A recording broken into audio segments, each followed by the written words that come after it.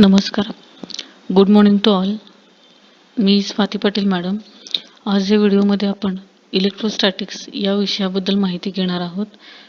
त्यामध्ये प्रामुख्याने आपण कुठले कुठले पॉईंट्स पाहणार आहोत. तर पहिल्यांदा त्याची प्रस्तावना, त्यानंतर इलेक्ट्रोस्टॅटिक्स म्हणजे काय, इलेक्ट्रिक चार्ज म्हणजे काय, त्याची डेफिनेशन म्हणजे व्याख्या आणि त्याचे टाईप्स म्हणजे प्रकार, आणि इलेक्ट्रिक फील्ड म्हणजे काय हे आपण पाहणार आहोत. त्यामध्ये पहिल्यांदा इंट्रोडक्शन म्हणजे इलेक्ट्रोस्टॅटिक्स म्हणजे काय, त्याची प्रस्तावना काय ही आपण पाहतोय.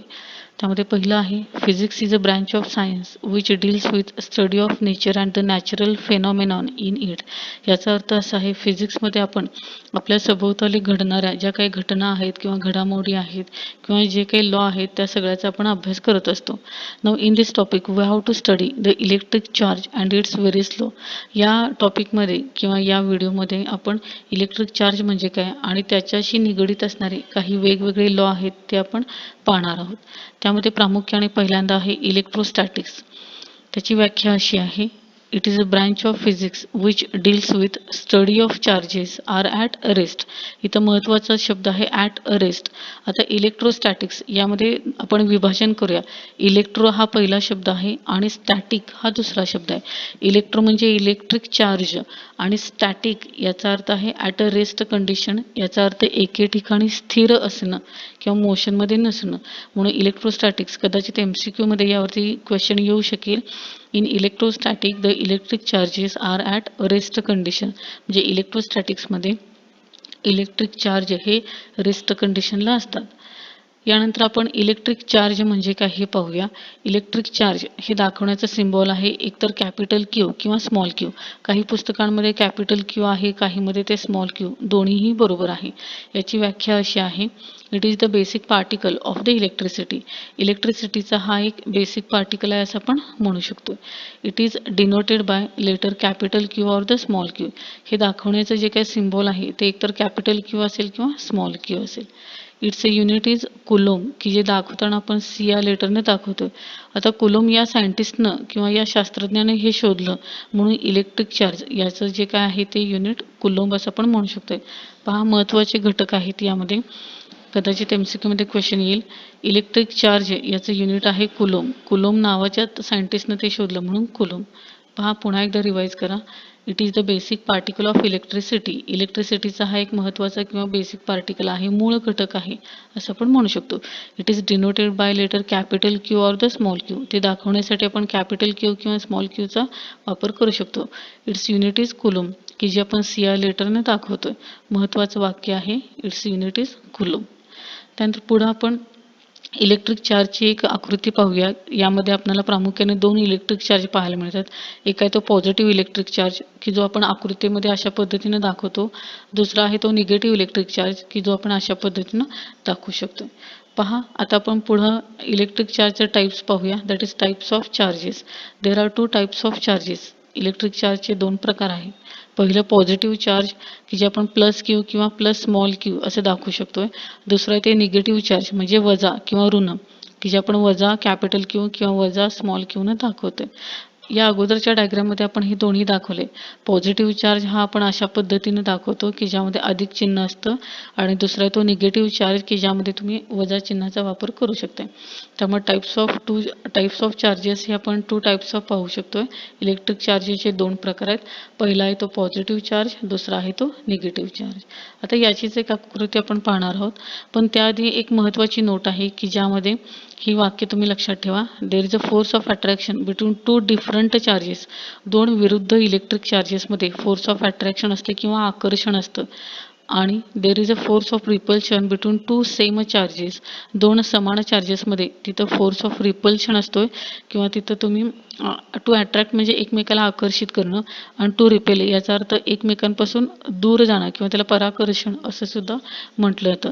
त्यामुळे महत्त्वाचं वाक्य पुन्हा एकदा सांगते मी. There is force of attraction between two different charges. दोन वेगवेगळ्या चार्जेसमध्ये आकर्षण असतं किंवा फोर्स ऑफ अट्रॅक्शन असतं. There is a force of repulsion between two same charges. दोन समान चार्जेसमध्ये फोर्स ऑफ रिपल्शन असतं. आता यासाठी आपण एका आकृतीचा आधार घेऊया. पहा, इथं आपण आकृतीमध्ये हे दोन पॉझिटिव्ह चार्ज आहेत की ज्यामध्ये फोर्स ऑफ रिपल्शन आहे, म्हणजे हे एकमेकांपासून दूर चाललेत. इथं आपण हा बाण दाखवलाय. इथं आपल्याकडे निगेटिव्ह असे दोन चार्ज आहेत की ज्याच्यामध्ये फोर्स ऑफ रिपल्शन आहे की जे एकमेकांपासून लांब जाताना आपण दाखवले. याचाच अर्थ आहे like charges repels each other.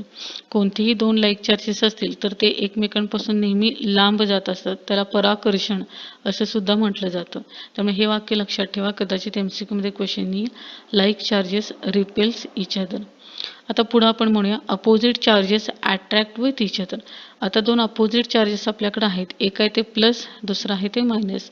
आता या दोघांचा आपण विचार केला तर या दोघांचे जे काय ॲरो आहेत ते इनवर्ड डायरेक्शन किंवा एकमेकांच्या जवळ येताना तुम्हाला दिसत आहेत आकृतीमध्ये.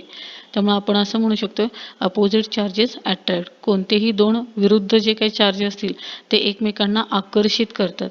त्यामुळे ही दोन्ही वाक्य महत्त्वाचे आहेत. Like charges repels with each other. Like याचा अर्थ दोन समान, सेम, पॉझिटिव्ह किंवा निगेटिव्ह. आणि अपोजिट चार्जेस अट्रॅक्ट याचा अर्थ दोन विरुद्ध चार्जेस जर आपण विचारात घेतले तर ते नेहमी एकमेकांना आकर्षित करतात. कदाचित त्याच्यावरती MCQ वरती क्वेश्चन येईल तुम्हाला. पुढे एक व्याख्या आपण पाहतोय इलेक्ट्रिक फील्ड. याची व्याख्या अशी आहे, it is a space around a charge where force of attraction or force of repulsion due to that charge is present.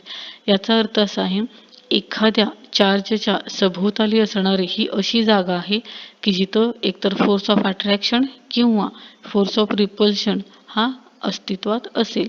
आता यासाठी आपण एका आकृतीचा आधार घेऊ. पहा, इथं या आकृतीमध्ये आपण इलेक्ट्रिक फील्डचा विचार करतोय की ज्यामध्ये आपल्याला एक आहे तो पॉझिटिव्ह चार्ज की जो प्लस साईन आपण इथं दाखवलाय, दुसरा आहे तो निगेटिव्ह चार्ज. आता इलेक्ट्रिक फील्ड याचा अर्थ काय, त्या ठराविक अशा चार्जच्या सभोवताली असणारी एखादी कोणतीही जागा की जिथं फोर्स ऑफ अट्रॅक्शन किंवा फोर्स ऑफ रिपल्शन हा अस्तित्वात असेल. आता आपण या पॉझिटिव्ह चार्जचा विचार करूया. हा पॉझिटिव्ह चार्ज अशा पद्धतीने आहे आणि त्याच्या सभोवतालची ही जी काही सगळी जागा आहे तिथपर्यंत इलेक्ट्रिक फील्ड हे अस्तित्वात असणार आहे. तसंच निगेटिव्ह चार्जचा आपण विचार करूया. त्याच्या सभोवताली असणारी ही संपूर्ण जागा की जिथं इलेक्ट्रिक फील्ड अस्तित्वात आहे असं पण म्हणू शकतो.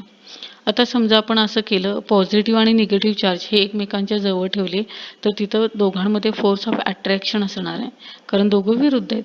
त्यामुळे पॉझिटिव्ह चार्जपासून हे जे काही फील्ड आहे ते निगेटिव्ह चार्जकडे अशा पद्धतीने जाताना तुम्हाला दिसणार आहे. याला आपण इलेक्ट्रिक लाईन्स ऑफ फोर्स असं म्हणतो. त्यामुळे इलेक्ट्रिक फील्ड इथं आपण कसं समजून घेणार आहे, तर हा जो काही चार्ज आहे पॉझिटिव्ह त्याच्या भोवतालची ही संपूर्ण जागा किंवा हा जो काही निगेटिव्ह चार्ज आहे त्याच्या सभोवतालची ही संपूर्ण जागा की जिथं तुम्हाला इलेक्ट्रिक फील्ड अस्तित्वात आहे किंवा दिसत आहे असं पण म्हणू शकतोय. म्हणून इलेक्ट्रिक फील्डची व्याख्या आपण असं म्हणू शकतोय, it is a space around a charge where force of attraction or force of repulsion is present.